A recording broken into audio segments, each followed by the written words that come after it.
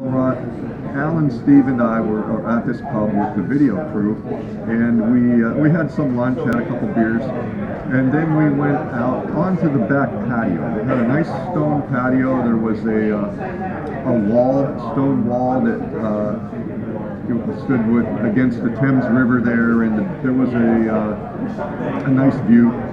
At some point, the video crew was interviewing Alan.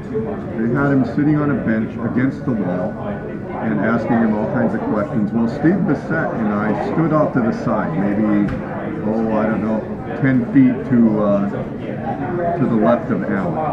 And as we're standing there, Bissett had his back to the wall. He's leaning and watching the interview take place. And I was looking out over the Thames River. Now, this patio was probably about, I'm going to guess, 15 to 20 feet up from the river. And I happened to look down over the side of this wall, and there's a little lip of land right where the water comes up to meet the edge, below this wall.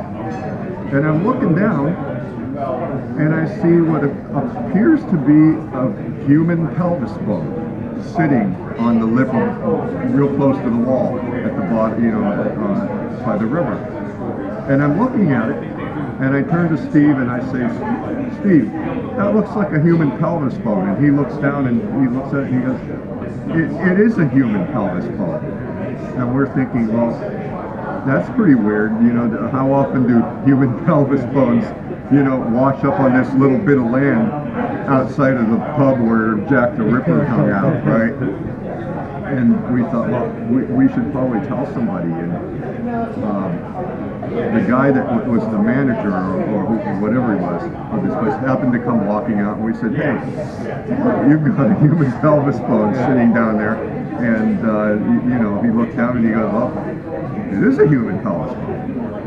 We're like, yeah. And isn't it kind of odd that there would be a human pelvis bone sitting down there? And he's like, well, it's kind of odd that there's only one. And so Bissett and I were, and then he walked away, right? So we're like, this is obviously not a big deal here. So we're like, and at that point I sort of entertained the idea that, well, that'd be a nice souvenir to take home. I've got a human pelvis bone. Put that on the mantle. Yeah. And then there was a little ladder off to the side where the wall connected to this building that you could get down to that lip. And I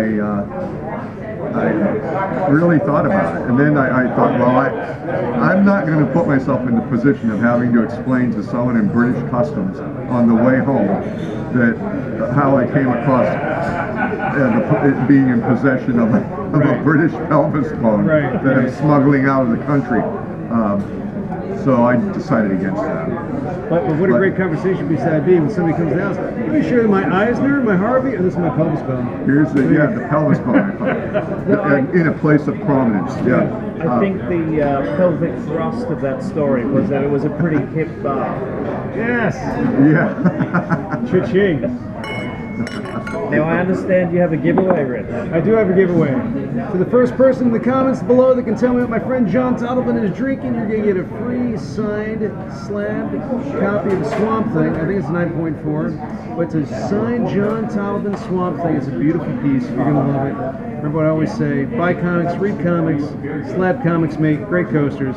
Thank you. Another episode of Barzinga. My friend Chris, John, thank you for coming to London. Thank you all. Thank you. You're here. You're here. Tap it.